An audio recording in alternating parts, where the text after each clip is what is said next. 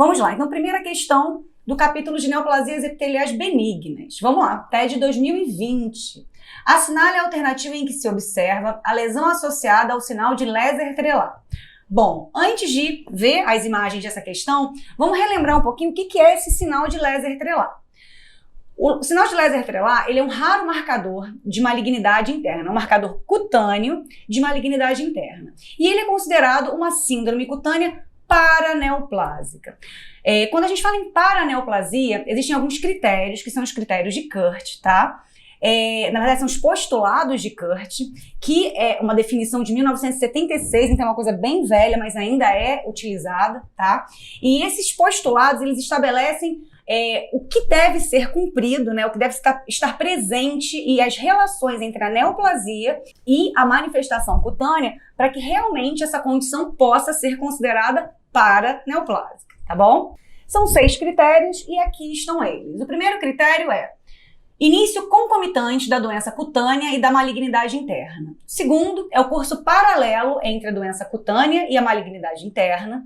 O terceiro é que a dermatose não deve fazer parte de nenhuma síndrome genética, também já descaracteriza, né? Gente, só uma observação. Esses critérios aqui eu simplifiquei para vocês. Tem alguns artigos que botam só 5 critérios, mas os postulados do artigo original são 6 critérios, tá bom? Vamos lá. Quarto, uma dermatose específica acompanha um tumor específico. Então, por exemplo, você tem o sinal de Leser-Trelat, que a gente vai discutir ele, quais são os aspectos dermatológicos, ele está associado com determinados tipos específicos de malignidades internas. Então, deve ter sempre essa associação. Bom, a doença cutânea deve ser rara na população em geral para que se comprove a relação e deve existir um alto grau de associação da dermatose com a neoplasia, tá bom? Vou fazer então 2 observações sobre o primeiro e segundo critério. Primeiro critério, essa questão do início concomitante entre a doença cutânea e a malignidade interna. Geralmente, a paraneoplasia, ela se desenvolve simultaneamente com o câncer subjacente. Entretanto, isso não é obrigatório, tá? Existem casos que a paraneoplasia ocorre antes ou depois do desenvolvimento da neoplasia interna. Mais uma vez, esses postulados são de 1976, tá? Então isso foi revisto, foi adaptado ao longo dos anos, tá bom? E o segundo critério, essa questão do curso paralelo entre a doença cutânea e a malignidade interna. O que isso quer dizer, que tem que ficar muito claro para vocês? Se eu tratar a neoplasia interna, a lesão cutânea ela tem que regredir. E se essa neoplasia interna tiver uma recorrência, uma recidiva, você também terá a recidiva da lesão cutânea. Então essa compreensão é fundamental para que você entenda esse critério, esse conceito de paraneoplasia. Vamos então agora falar sobre o sinal de Leser-Trelat. O que caracteriza esse sinal? Atenção, um aumento abrupto, estão vendo minhas setinhas? Então abrupto, é importante que isso esteja bem marcado, bem gravado no cérebro de vocês, tá?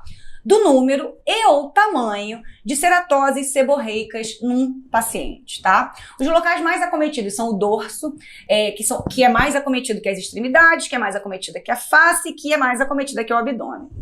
A inflamação dessas lesões é frequente, tá? E o prurido pode estar presente em mais de 40% dos casos nessa condição paraneoplásica.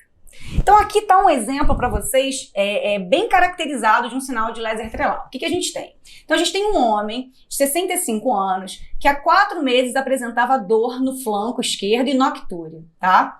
E aí ele apresentou um surgimento de múltiplas ceratoses seborreicas eruptivas num período de 1 a 2 anos mais ou menos. Então é exatamente isso. É um paciente que não tinha antes ceratoses seborreicas e de uma forma súbita ele desenvolveu dezenas, centenas de lesões. Aí a gente vê aqui muito no tronco, né, que é a região típica, tá?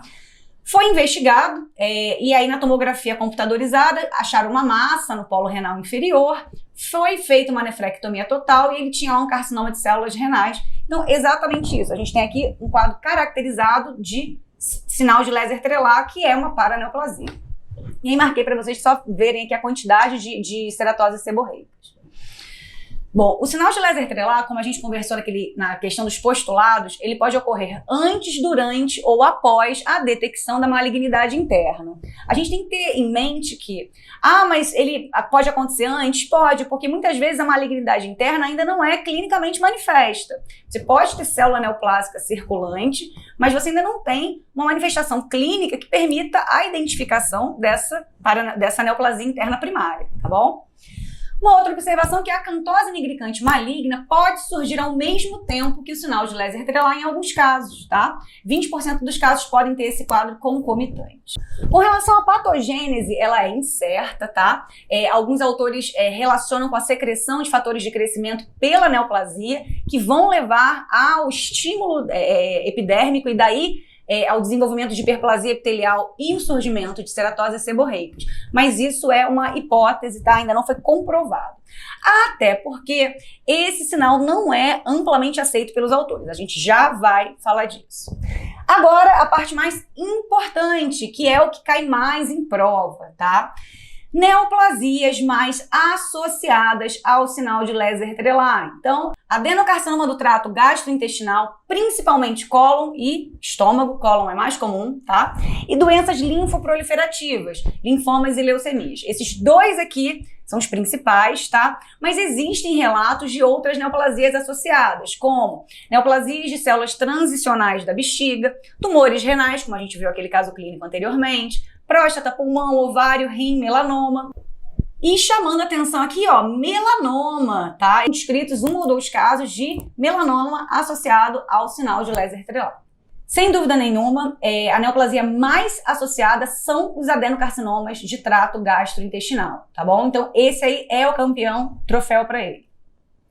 Bom, como eu comecei a falar agora há pouco, vamos agora falar sobre esse questionamento sobre se esse sinal é válido ou não, se ele existe realmente ou não, tá? Então, desde a sua descrição inicial, esse sinal foi descrito em 1900, também são coisas antigas, tá? A validade dele como marcador confiável de malignidade interna, ela tem sido muito questionada. Alguns autores não aceitam ele como uma forma de paraneoplasia e outros aceitam, tá? Quais são os questionamentos dos autores que dizem que isso aí não existe, tá? Que esse sinal não existe? Primeiro, a frequência de neoplasias internas e ceratoses seborreicas na população idosa. Então é muito complicado estabelecer qual o tempo de evolução, qual é a proporção. Isso aí é difícil realmente você definir. E a gente já vai para a segunda questão, que a definição desse sinal é muito vaga. Não tem um padrão, não tem uma pontuação, ele não diz qual é o número de lesões necessárias para que você estabeleça o diagnóstico, ele não dá um tempo, uma janela de tempo que você tenha que saber para que esse sinal seja estabelecido, tá? Então, assim, ele fala que é um quadro abrupto, mas como vocês viram nos artigos, a gente tem um quadro de 1 a 2 anos, né? Então, esse abrupto, a gente tem que ter em mente que é um aparecimento, assim, concomitante e no máximo sequencial, mas tem que acontecer numa janela de tempo relativamente curta, tá? E os pouquíssimos estudos envolvendo ceratoses seborreicas e malignidades internas. Esses pouquíssimos estudos que tentaram abordar essas duas situações foram completamente inconclusivos. Então, assim, os autores que questionam a validade desse sinal realmente estão bem embasados, tá? Mas esse sinal existe na literatura e esse sinal cai em prova de forma recorrente. Então, grava ele, não desconsidera ele não.